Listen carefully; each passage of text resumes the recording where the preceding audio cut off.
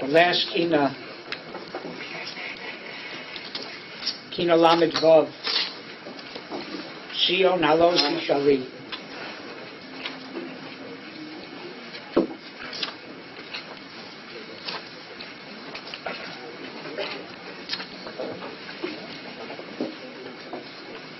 Page 97. This Kinna will coordinate the Chet HaMeraglim, speaks about Sion, Eretz Yisroel. The Chet HaMeraglim was Mos Be'eretz Chemda. What does that mean? Chemda has two meanings. The Sfarim explained that a Dover Chamud is not because a person is attracted to it, but because the thing itself intrinsically is a desirable thing. It's an Indian of being Makir Malas Eretz Yisroel. What they did was Dibas Haaretz.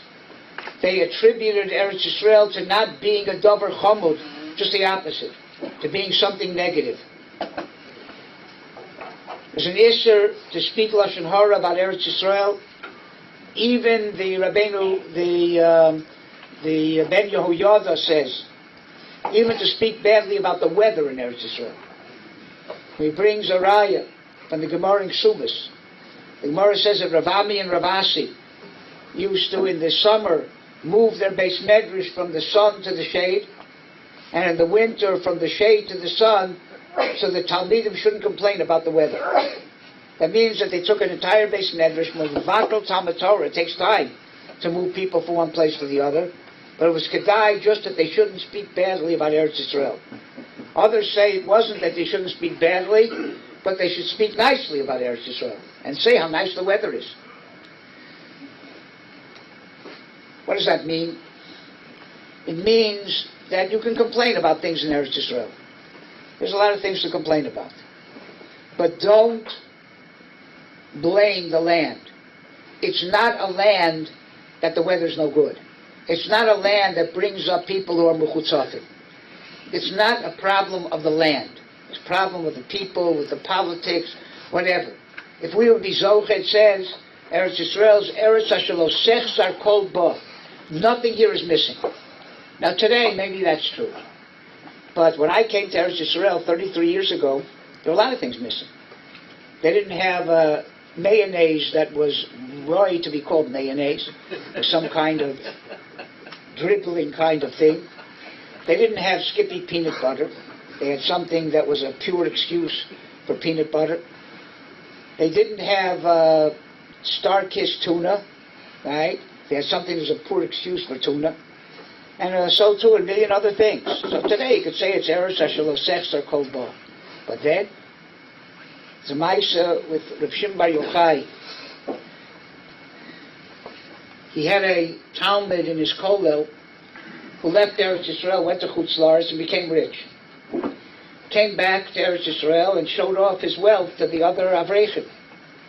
So they said, this is a good idea. We should all go to Chutz La'aretz and become rich and come back. So Rav Shimon Bar Yochai saw he's losing his kollel. So he told them, look, we're going on a tiyul. Took him out to a big valley, and he said, Bika, Bika, Tamole, Kesef Izov. And the valley filled up with golden coins. He said, you want money? You don't have to go to Chutz La'aretz to get money. Eretz Yisroel can provide you all the money you need. Go and take. So they all ran to grab. He said, wait a second. Take a little notebook with you and record every pruta that you take, because later on they're going to take it off your Olav Haba, and you want to make sure they don't take off too much. You have a record of what you took. They all decided to go back to the kollel. Eretz Ashelo Sechzar Kol Bo means it's not missing anything you need for your avodas Hashem. And if it's not there, maybe you don't need it. And if it's not there and you do need it, maybe it's not Eretz Yisrael's problem. It's because you don't deserve to have it here. So you can't blame the land. Speaking Dibas Haaretz is to blame the land for the negatives. It's not the land's fault. The land is an Eretz Ashelo Sechzar Kol Bo. And if something's missing, either you don't need it, or it's your problem, not the problem of the land. Another idea of Eretz Chemda, The Rambam says the Isra Vosach mode is only if in the end you actually get the thing. In other words, you put in a tremendous amount of shtadlus, and in the end you force the person basically to sell it to you, to give it to you, whatever it may be. Yet the Rambam says that Vosach mode is allowed shein bo ma'isa.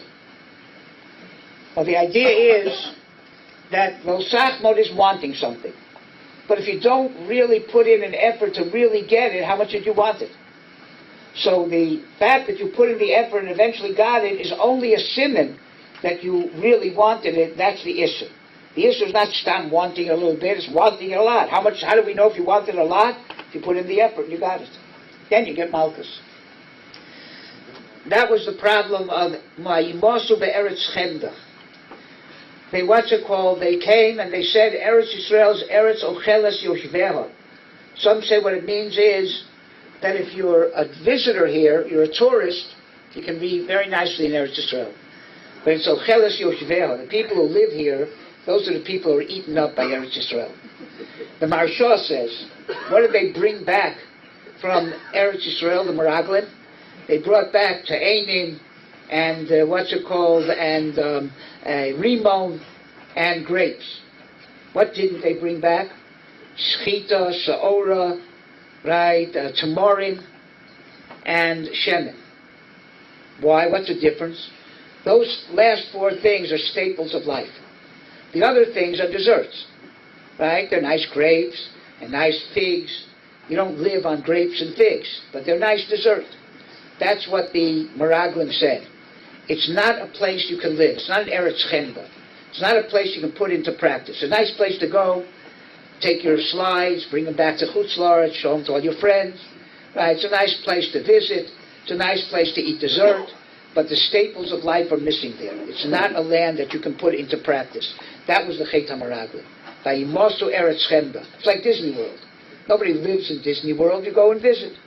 Right? It's a nice place to go for a visit, for a vacation. But it's not a place to live. That's what they thought of Eretz Yisroel. Eretz Yisroel is a nice place to visit, but not a nice place to live. That was the problem. The Ramat, Moshe Cordovero says, we're going to say soon in Elul, Achas shoalti meis Hashem. He says Achas is what? Eretz Yisroel is the Aleph, the Ches is Chai Olam Haba, and the Tov is Torah. Eretz Yisroel is Mamish, the place where you can feel Olam Haba. It says, Ibn Ezra says, a person is Koneh Chelik in Eretz Yisrael, is Koneh Chelik Be'olam Haba. And therefore you have a tremendous connection to the Rabbanu Shalom in Eretz Yisrael, and that is what gives you the feeling of Kinyan Olam Haba. How do you do it? Through Torah. So the Aleph is Eretz Yisrael. That's the place to be able to get the feeling. How you put that feeling into practice is the top on the other end. And the middle is what you gain from both of those things, is Chai Olam Haba. That's what it means, Tova ha'aretz ma'od ma'od. One ma'od, it says in Kriya Shema, ma'odecha is ma'odcha, your physical, material possessions.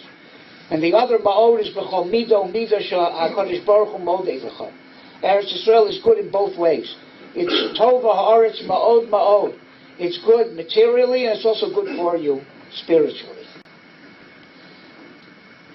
Sfarim say, the Ramban says, the Iker mitzvahs are only in Eretz Yisrael. The Shurei Das explains in Eretz Yisrael, the mitzvah itself is intrinsically beneficial, and the Aveira intrinsically detrimental, and there's also a tzibui of the Melech. In Chutz La'aretz, you have a tzibui of the Melech to keep it when you're there. But the effect of the mitzvah, the Aveira, isn't in its intense way in Chutz La'aretz. In Eretz Yisrael, the Hashgacha comes directly from HaKadosh Baruch Hu. In Chutz La'aretz, it comes through Sarim. That's why it says a person who lives in Chutz La'aretz is Kilo over the Avodah Zarah. Because his whole Hashpah comes only indirectly through intermediaries.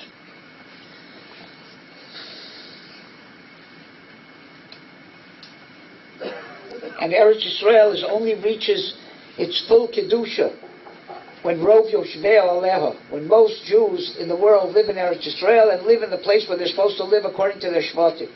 That's when Eretz Yisrael reaches its full Kedusha. That's why the Svarim say that Eretz Yisrael is Meiser of Olam Haba. Because here there were 31 kings, and Olam Haba is 310 Olamos. So 31 is the Meiser of those 310. The Meiser of Olam Haba is in this world.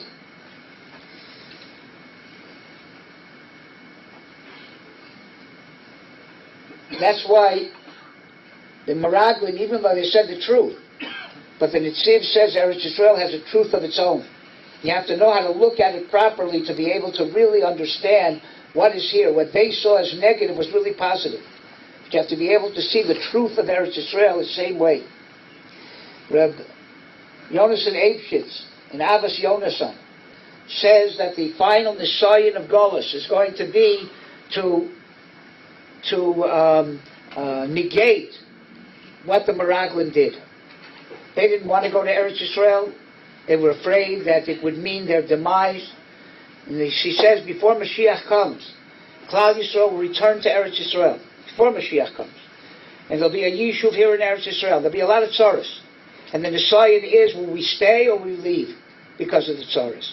And if we stay, then we are mivavatol the Chet HaMeraglim and enable the Mashiach to come. That's the Rav Yonason Eibshitz. So yes, I'll tell you a personal ma'aseh. When I first came to Eretz Yisrael, I was here maybe about 6-7 months, and there were all the yishuv difficulties that come up. Some things that are comical, and some things not so comical. Everybody's familiar with them if you weren't born here. And one day I was giving a shiur at night in Tel Aviv. In those days, there were no buses to Matityahu. There come out no roads to Matityahu. I had a van, and I wanted to come home. It was about 10 o'clock at night, and I stopped in a gas station because I didn't have enough gas to get home. So I'm waiting, and I figured maybe it's self-service. So I got out and took the pump and started to take it out and put it in my car, and the guy runs out of the gas station, the attendant. What are you doing? Put that back. I said, okay, if you want to, you can give me the gas. He said, no, we can't give you any gas. I said, don't you listen to the radio? He said, we're on strike. There's a strike from the Histadrut, and we can't sell you gas. I said, what are you talking about? I can't get home. He said, take a cab. I said, there are no cabs. He said, take a bus. I said, there are no buses to Matityahu in the daytime, let alone at night. He said, so take a cab. I said, if I take a cab, I'll be spending half my salary of the year on the cab. So I said, look, sell me enough gas for me to get home. That's all. 1 or 2 liters, whatever. I'll pay you triple what the price is. You'll pocket the money for yourself. So I can't do that. I said, why not?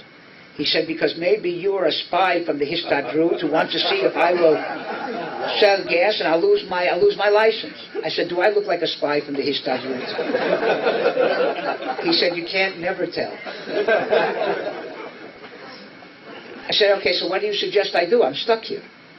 He said, you can sleep here overnight, and in the morning at 6 o'clock I can sell you gas. I said, how do you know the strike's going to be over then? He said, that's the way we do it here. We strike till 6 o'clock, whether we get our way or not, we'll sell you gas at 6 o'clock. Okay, so I went to a payphone. There were no cell phones then. This was 30-something years ago. I went with my asimonim to a payphone, called my wife and told her I'm going to be sleeping in a gas station tonight, trying to convince her that that was really the case. I went back to the gas station. I said, okay, could you show me where I'm supposed to sleep? He said, in your car. I said, I really need permission for you to I can sleep in my car. He said, no, you can park it over here on the end of the gas station, sleep there overnight, 6 o'clock, I'll wake you up, we'll sell you gas, you can get home. I remember getting into the car and saying to myself, that's it.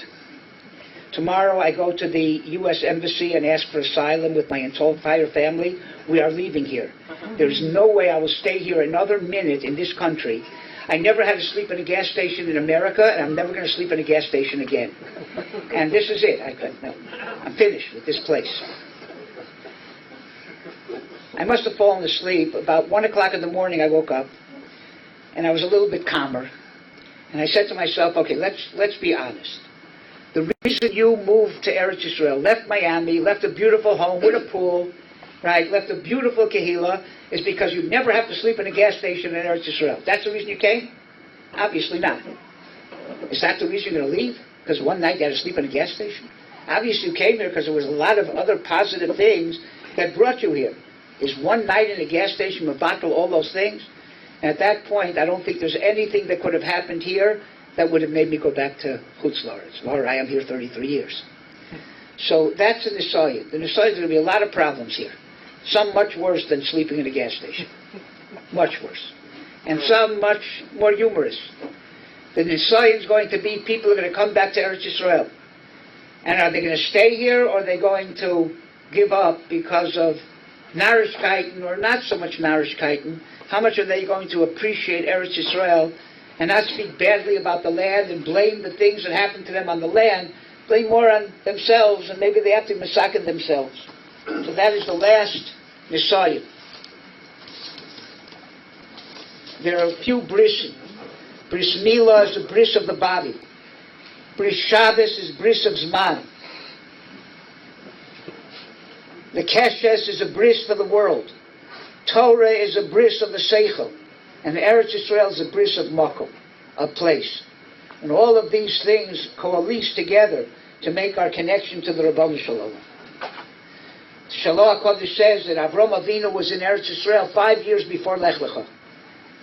Bris Ben Abisarim was 5 years before Lech Lecha. And the Rabbanu Shalom sent him back to Chutz La'aretz. So why did he send him back? He knew in 5 years he was going to tell him to come here. So because he wanted him, after he appreciated what Eretz Yisrael was, to go back to Chutz La'aretz and have gaguim, have tremendous chalish, to come back. And that would give the reservoir of gaguim for all Yidden, even they can't be here, but at least have a tremendous desire to be in Eretz Yisrael. And I always want to end with what we usually end with. In my estimation, the Netziv says that before the Rabbanu Shalom changes his hanhaga in the world, he goes through a dry run to get you ready. Eventually, very soon, the hanhaga in the world is going to change. Mashiach's going to come. What's going to be different? One is that it won't be any Shibud Malchios. We won't be Meshubid, right, to the nations of the world. We'll be rulers of the world. All Jews will be in Eretz Yisrael. We'll have a Beis HaMikdash, and all Jews will be together. Before the Rabbanu Shalom is going to bring that, in Moshav Mashiach, he's testing us. Over 200 years ago, he started the test with Bittul Shibud Malchios in America. Not completely, but we're not meshubed to a Malchus. In America, you have inalienable rights. Everybody deserves those rights equally. The government doesn't confer the rights on you. So Jews aren't given rights by a Malchus. The whole Malchus gives those rights to everybody equally. And the Rabbanu Shalom is testing us. How are we going to do when there's no Shibud Malchios? Are we going to use it to serve the Rabbanu Shalom or to be free from the Rabbanu Shalom?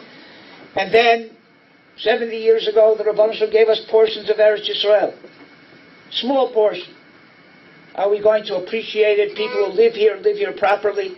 People who don't live here at least want to live here. Some people are passing the test, and some people are not passing the test. We're going to have a Beis HaMikdash. So in 1967, the Rabbanu Shalom gave us back some of the Makomos HaKadoshim, a small wall of the outer walls of the Beis HaMikdash. How are you going to deal with that? Properly or improperly? Some people are passing the test, some people not. And then Kibbutz Golios. Jews come from Ethiopia, from Russia, from America, all over. How do we live together? Are we able to live together? Chaverim Kol Yisrael, Rahman L'Islah, and we're out to kill each other. So the Rabbanu Shalom is testing us before to bring Mashiach, and all these things will be at their completion. He's giving us a little taste to see how we'll deal with it. And again, some people are passing, and some people are failing. I hope the Rabbanu Shalom grades on a curve. So at least the people who know better are passing the test, and there will be Zolchet to Mashiach. I just want to read you one last story. And this year we're talking to finish before Chatzos. Not too much, but...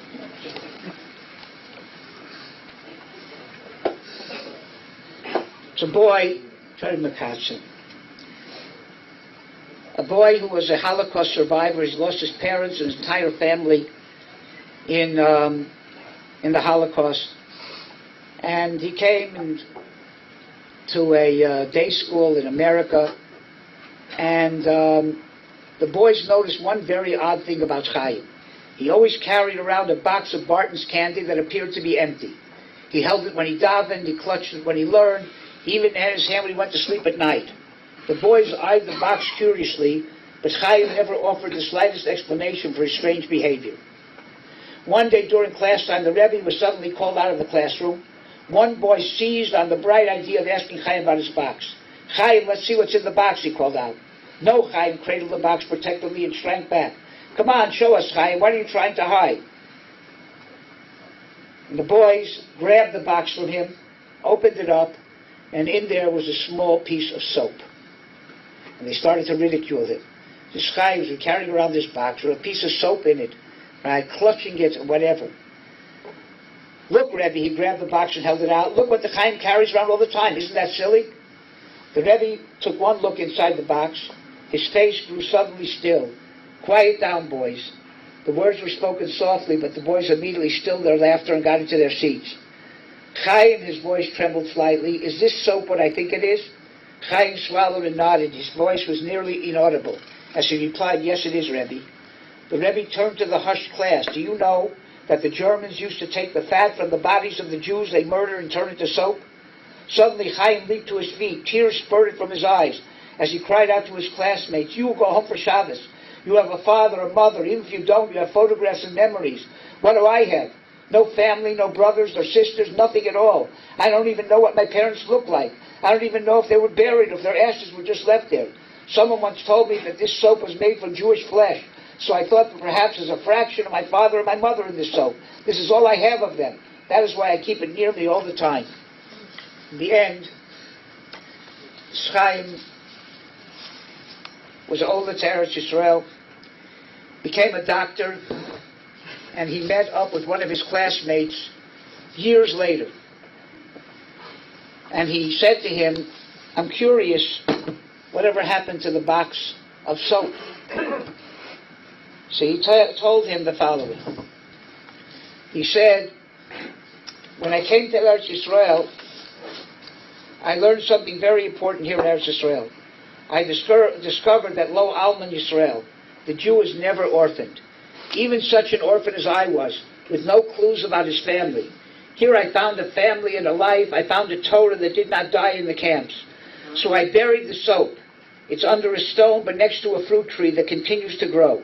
I don't need a remembrance of my parents who were denied the chance to learn more Torah, for I was given the chance. I can learn Torah. My parents really are still alive. The Germans failed, and I know that one day Hashem will revive the dead in His abundant kindness." This just echoes something.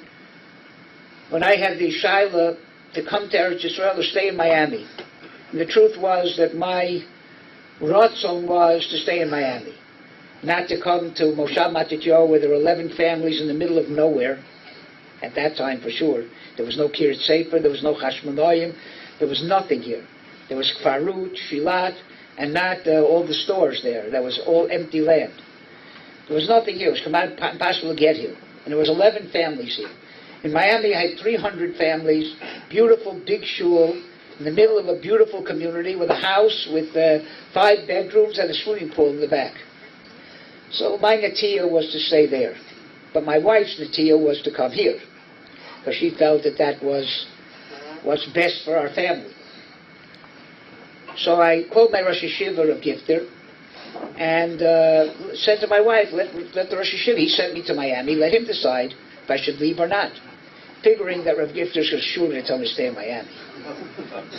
Especially since I asked the Shaila in such a way that I painted Moshav Matityahu in the blackest terms could be, and Miami in the brightest terms that could be. That's how you ask the Shaila. When I finished putting the Shaila to Rav Gifter, he said to me, "Go to Eretz Yisroel with both eyes open and check it out, and see if you can make a parnasa. If you can, come back, pack your bags, take your family, and run." I said, "Where am I running to?" He said, "To Eretz Yisroel." He said, "The future is in Eretz Yisroel. not in Chutz La'aretz. And if anybody has a chance to go and settle in Eretz Yisroel and can make a parnasa there and survive, then he sees no reason to tell them not to go. That is the place to be. That's where the future is. So Mirza Hashem, we all have the sense to be here. And Mirza Hashem, that future should come very quickly. The Binyan Yerushalayim, the Binyan Eretz Yisrael, and Binyan Beis HaMikdash, B'Heilav Yomei.